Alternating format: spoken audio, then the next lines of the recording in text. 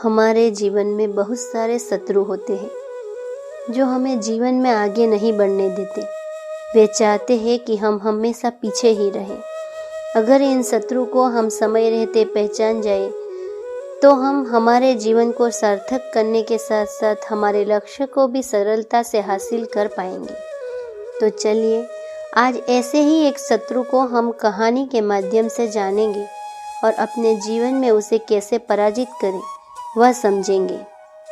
एक व्यापारी व्यापार करने के लिए एक शहर से दूसरे शहर जाता था। बीच में रेगिस्तान का कुछ इलाका पड़ता था। वह आदमी एक नेगेटिव सोच वाला इंसान था।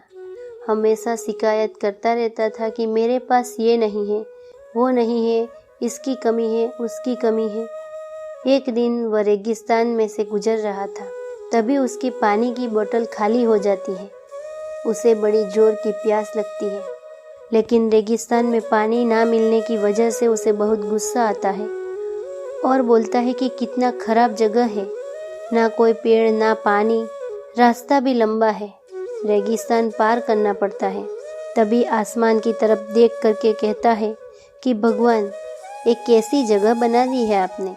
अगर मेरे पास में बहुत सारा पानी होता, बहुत सारे संसाधन होते तो इस जगह पर हरियाली कर देता, बहुत सारा पेड़ लगा देता। वह आदमी ऊपर देखकर ये सब बातें कर रहा होता है और ऐसा लग रहा था कि जैसे ऊपर वाले से जवाब का प्रतीक्षा कर रहा हो कि भगवान कुछ कह दे। अब चमत्कार ये हुआ, जैसे ही उसने नीचे देखा उसे अपने आँखों के सामने एक कुआं दिखाई दिया। वह पूरी तरह से घबरा गया क्योंकि उसने कभी भी उस रेगिस्तान में कुआं नहीं देखा था। वह कुएं के पास पहुंचा और देखा कि कुआं पूरी तरह पानी से भरा हुआ है, परंतु वो आदमी नेगेटिव सोच वाला था और हमेशा शिकायत करता रहता था। और फिर से आसमान की तरफ देखते हुए बोला, भगवान, पानी से भरा हुआ कुआं तो दे दिया, लेकिन पानी निकालूंगा कैसे।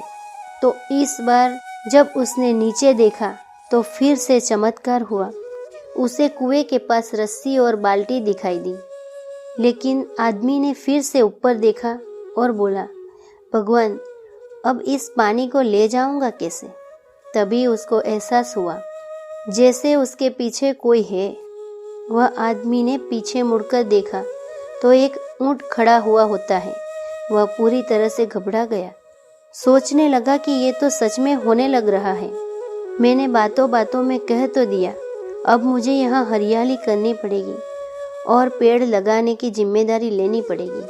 आदमी को पानी से भरा हुआ कुआं मिल गया, बाल्टी और रस्सी मिल गई, पानी को ले जाने के लिए ऊंट भी मिल गया, सब कुछ मिल गया। अब वह आदमी सोच रहा था कि ये मैंने बातों बातों में क्या बोल दिया, ये तो गड़बड़ हो गया। अब वह तेजी से दौड़कर भागने लगा। वह भाग रहा था, उस जिम्मेदारी से बच रहा था। तभी एक कागज उड़ते हुए आया और इसके शरीर से चिपक गया। उसने जब उस कागज को देखा तो उस पर लिखा हुआ था कि मैंने तुम्हें पानी दिया, कुआं दिया, रस्सी और बाल्टी दिया, पानी को ले जाने के लिए साधन दिया, फिर भी क्यों बचकर भाग रहे हो। उस आदमी को लगा कि मेरे साथ पता नहीं क्या हो रहा है। वह दौड़ते दौड़ते रेगिस्तान को पार कर लिया, लेकिन उस रेगिस्तान को हरा भरा नहीं बनाया। यह कहानी हमें सिखाती है कि हम में से बहुत सारे लोग ये कहते हैं कि बड़े स्कूल में पढ़ लिया होता या बड़े कॉलेज में चला गया होता तो ये कर लेता, अगर मेरे पास बहुत सारा पैसा होता तो ये कर लेता, मेरा बॉस मेरा साथ नहीं देता है, नहीं तो मैं पता नहीं क्या कर देता। हम हमेशा शिकायतें धुंधा करते हैं, अपनी जिम्मेदारी से बचकर भाग रहे होते हैं। लाइफ में हम जो कुछ भी कर रहे हैं उस काम को बिना किसी शिकायत के पूरा करें तो दूसरों पर दोष देना, उनकी गलतियां बताना बंद कीजिए, अपनी गलतियों को सुधारना शुरू कीजिए। आपके जीवन का सबसे बड़ा दुश्मन आपका आलस्य है, जो आपको काम करने से रोकता है। मनुष्य के शरीर में रहने वाला आलस्य ही सबसे बड़ा शत्रु होता है।